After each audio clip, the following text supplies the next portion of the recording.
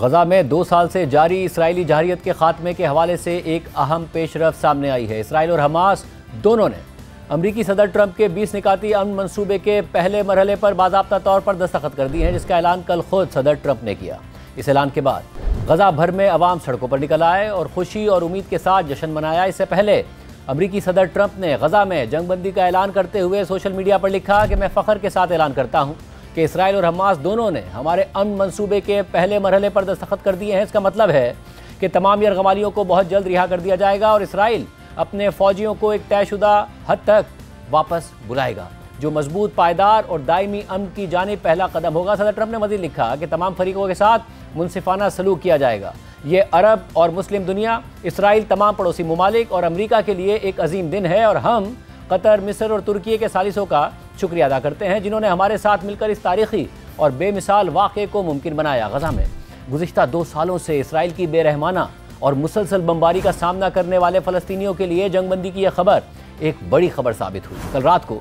جنگ بندی کا اعلان ہونے کے بعد غزہ کے مختلف علاقوں کے رہائشی سڑکوں پر نکل آئے، جشن منایا اور اس حوالے سے سامنے آنے والی ویڈیوز میں نوجوانوں کے ساتھ ساتھ چھوٹے بچوں کو بھی خوشی میں ناچتے ہوئے دیکھا جا سکتا ہے اور ساتھ ہی فلسطینی اللہ تعالیٰ کا شکر ادا کر رہے ہیں، اللہ اکبر کے نعرے لگا رہے ہیں اور شکر کے سجدے ادا کر رہے ہیں۔ ترک خبر رساں ادارے TRT اور قطر کے الجزیرہ سمیت مختلف بین الاقوامی میڈیا آؤٹلیٹس نے غزہ میں جنگ بندی پر جشن کے مناظر اپنی اسکرینز پر دکھائے۔ دوسری جانب اسرائیل میں بھی جنگ بندی اور یرغمالیوں کی رہائی کی خبر سامنے آنے کے بعد لوگوں کی ایک بڑی تعداد سڑکوں پر نکل آئی۔ بہت سے لوگ، جن میں یرغمالیوں کے رشتہ دار اور ان کے حامی شامل تھے، تل ابیب کے ہوسٹیج اسکوائر میں جمع ہوئے اور جنگ بندی پر اپنی خوشی کا اظہار کیا۔ حماس اور اسرائیل نے بھی صدر ٹرمپ کے اس اعلان کی تصدیق کر دی ہے۔ حماس نے جنگ بندی معاہدے پر اتفاق کے حوالے سے ایک بیان جاری کیا ہے، جس کے مطابق ہم اپنے بھائیوں اور ثالثوں قطر، مصر اور ترکی کی کوششوں کی دل سے قدر کرتے ہیں اور ساتھ ہی امریکی صدر ٹرمپ کی ان کوششوں کو بھی سراہتے ہیں جو جنگ کو مکمل طور پر ختم کرنے اور غزہ پٹی سے قابض افواج کے مکمل انخلاء کے لیے کی جا رہی ہیں۔